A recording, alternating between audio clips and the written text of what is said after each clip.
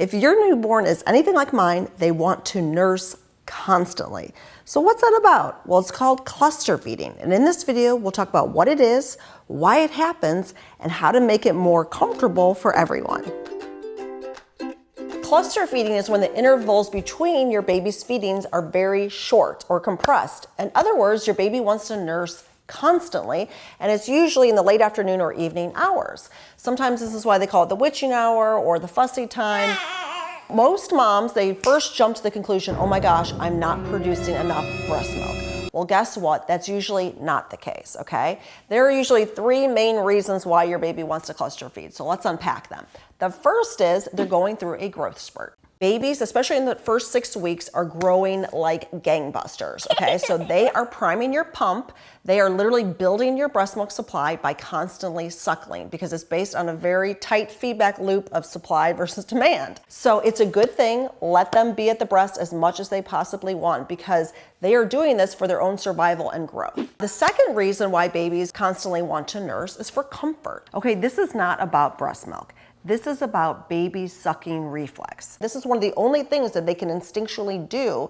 And so they love to do it, and they will do it as much as they possibly can. Some babies, their sucking needs are higher than other babies. This is going to be the baby that pulls on and off constantly, or who latches on and then the milk lets down and then they pull off because they don't want the milk, and it's really a hard dynamic, and we'll talk more about that in a minute.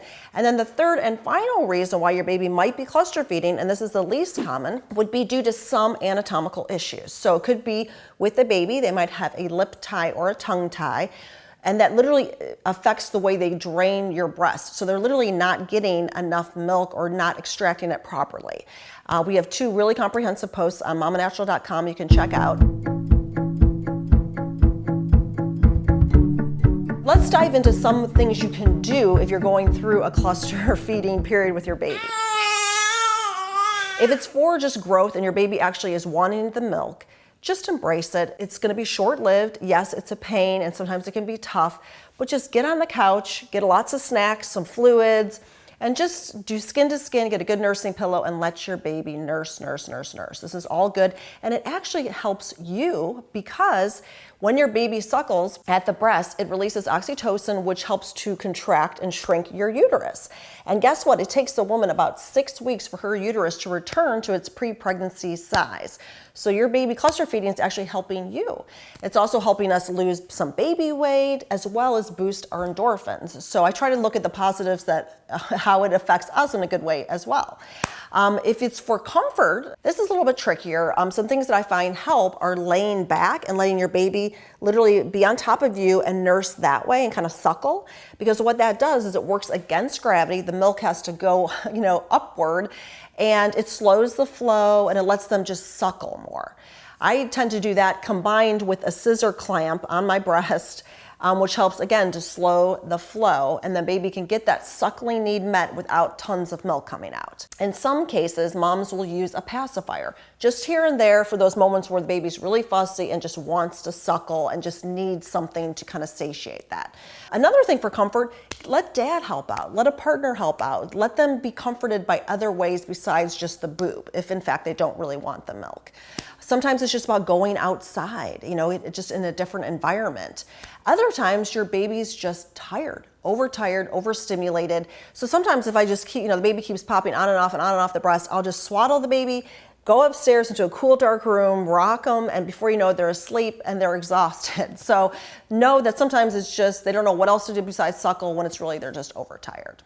Okay, if you think you fall in the third camp, which is there's some kind of anatomical issue either with your baby or maybe you're not producing enough breast milk, you need to act very quickly, okay? Because this is obviously a very serious situation. Your baby needs enough food, okay? So the first thing you want to do is get with an IBCLC lactation consultant immediately. Let her know that it's a serious, issue and that she'll make time to get there quickly.